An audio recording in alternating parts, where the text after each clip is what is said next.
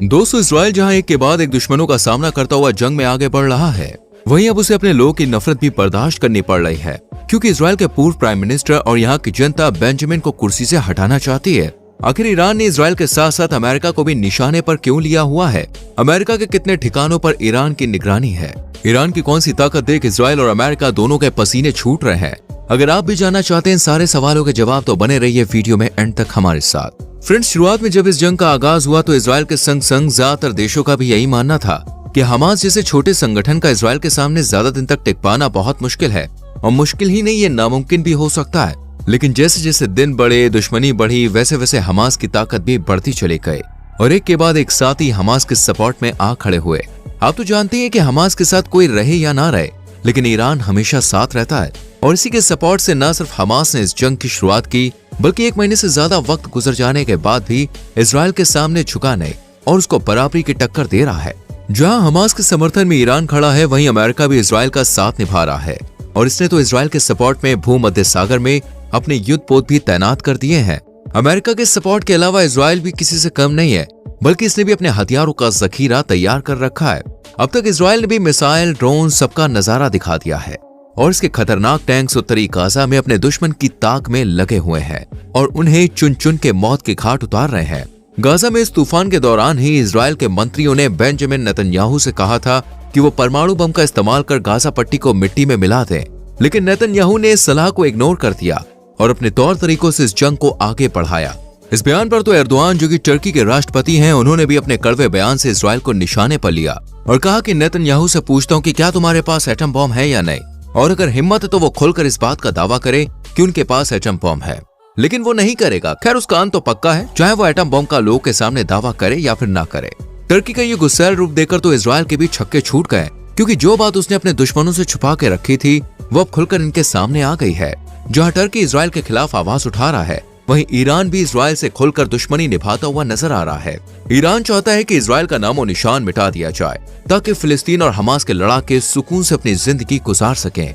लेकिन वहीं दूसरी तरफ इजराइल भी हमास के लड़ाकों को तबाह और बर्बाद करने का मन बना चुका है, इसलिए अब तो दोनों ही देशों के बीच परमाणु बमों से विस्फोट करने की बात तूल पकड़ रही है। लेकिन अगर ऐसा हुआ और दोनों ही देशों ने खुलकर अपने परमाणु बम एक दूसरे पर फेंके, तो इस युद्ध को थर्ड वर्ल्ड वॉर बनने से कोई भी रोक नहीं पाएगा। दोस्तों, जहां एक तरफ इजराइल अपने दुश्मनों के साथ मैदान में उतरा हुआ है, वहीं दूसरी तरफ इजराइल के अपने ही लोग इसके खिलाफ खड़े हो गए हैं। लेकिन क्यों? इसके बारे में जानने से पहले अगर आपने हमारी वीडियो को लाइक नहीं किया तो प्लीज जल्दी से कीजिए और बेल आइकॉन प्रेस करना। दोस्तों, 7 अक्टूबर को जब हमास के लड़ाकों ने इजराइल को अपने निशाने पर लिया, तो इसमें कई मासूम लोग की जान चली गई और कई जख्मी भी हुए। तो वहीं कुछ लोगों को हमास के लड़ाकों ने अपना बंदी बना लिया और उन्हें अपने साथ ले गए। एक रिपोर्ट के अनुसार ऐसा बताया जा रहा है कि इजराइल के करीब 200 लोग हमास की कैद में हैं और इजराइल ने कई बार अपने लोग की रिहाई की मांग की, लेकिन हमास के लड़ाके इन्हीं मासूम लोग को अपनी ढाल बनाकर जंग में आगे बढ़ रहे हैं। इजराइल के प्रधानमंत्री नेतन्याहू ने भी ये तय कर लिया है और लोग को विश्वास दिलाया है कि वो अपने लोग को जिंदा वापस लेकर आएंगे, लेकिन इसके बदले वो हमास की किसी भी शर्त को नहीं मानेंगे। यही वजह है कि अब तक इजराइल के लोगों को छुड़ाया नहीं गया है। इस पर हमास की तरफ से ये जाहिर किया गया है कि इजराइल ने गाजा में जो भी हमले किए हैं, उनमें सिर्फ गाजा के लोग ही नहीं मरे, बल्कि इजराइल के बंधक भी शामिल थे।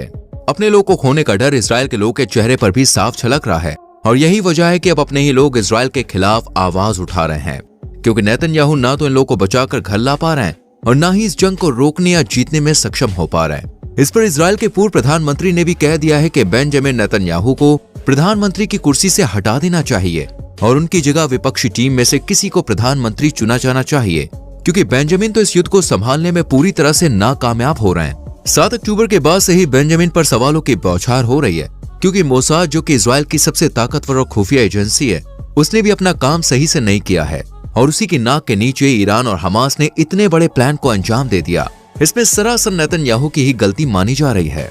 एक रिपोर्ट के अनुसार बताया जा रहा है कि दुश्मन को मौका देने वाला भी इजराइल ही है, क्योंकि इसकी खुफिया एजेंसियों ने 1 साल पहले ही हमास के रेडियो ट्रैक करने बंद कर दिए थे।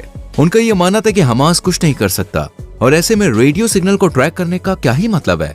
और आज इसी गलतफहमी की वजह से ये युद्ध इतना ज्यादा आग पकड़ रहा है, और अब वही कमजोर हमास इन सबके छक्के छुड़ाता हुआ नजर आ रहा है। सिर्फ हमास ही नहीं, बल्कि ईरान की ताकत देखकर तो अमेरिका भी हैरान है, क्योंकि अमेरिका का मानना है कि ईरान के पास अब सबसे ज्यादा खतरनाक मिसाइल्स मौजूद हैं और इजराइल को तबाह करने के लिए एटम बम भी ईरान के पास अनगिनत है।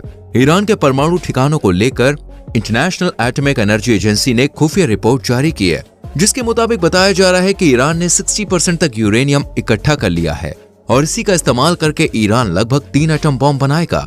ईरान के यूरेनियम स्टॉक में भी इस समय तेजी से इजाफा हो रहा है, क्योंकि जहां पहले स्टॉक सिर्फ 6 किलोग्राम हुआ करता था, वहीं अब ये बढ़कर 128 किलोग्राम तक पहुंच गया है। एक परमाणु बम के लिए 90% तक यूरेनियम का होना दोस्तों जरूरी है, जिसमें से ईरान ने 60% का तो इंतजाम कर ही लिया है और बचा कुचा हिस्सा भी जल्द ही कवर हो जाएगा। इससे परमाणु बम बनाने में करीब 3 से 4 महीने का समय लग जाएगा, ऐसा बताया जा रहा है। लेकिन बेंजामिन नेतन्याहू ने हमेशा से ही ये दावा किया है कि वो ईरान को कभी भी परमाणु बम का मालिक बनने नहीं देंगे और अमेरिका भी इसी बात को लेकर इजराइल का समर्थन करता हुआ नजर आता है, क्योंकि ये जानते हैं कि अगर ईरान के पास परमाणु बम होगा तो उसके निशाने पर सबसे पहले इजराइल देश ही होगा, जो कि बहुत बुरी खबर है। भले इजराइल परमाणु बम से अपने देश को सुरक्षित कर ले, लेकिन खतरा अभी भी उनके सर पर मौत की तरह मंडरा रहा है, क्योंकि दोस्तों ईरान वो देश है जो कभी भी इजराइल के साथ खड़ा नहीं होगा और ना ही कभी दोस्ती का हाथ बढ़ाकर इसके सामने झुकेगा, बल्कि इसने तो ये दावा किया है कि इसके पास ऐसी खतरनाक मिसाइल्स है जो कुछ ही सेकंड में इजराइल में घुसकर उसे तबाह बर्बाद कर सकती है। ईरान के पास अब हाइपरसोनिक मिसाइल्स भी मौजूद है, वहीं अब ये बैलिस्टिक मिसाइल का भी मालिक बन गया है और इसका सामना करना इजराइल की भी बस की बात नहीं है। ईरान तो फुली कॉन्फिडेंस से कहता हुआ नजर आया है कि उसकी मिसाइल्स को रोकने के लिए चाहे इजराइल या अमेरिका का डिफेंस सिस्टम ही क्यों ना आ जाए, इसे रोक पाना नामुमकिन है। वैसे तो इजराइल के पास एरो मिसाइल डिफेंस सिस्टम मौजूद है, जो तभी एक्टिव होता है जब उसके ऊपर लॉन्ग रेंज मिसाइल से हमला किया जाता है। जब यमन ने इस पर हमला किया था तो यही arrow missile defence system active हुआ था और इसी ने इजराइल को बचाया था। लेकिन अब बात ईरान की है, तो क्या ये इजराइल की सुरक्षा कर पाएगा या फिर अपने काम में, अपने मकसद में नाकामयाब हो जाएगा?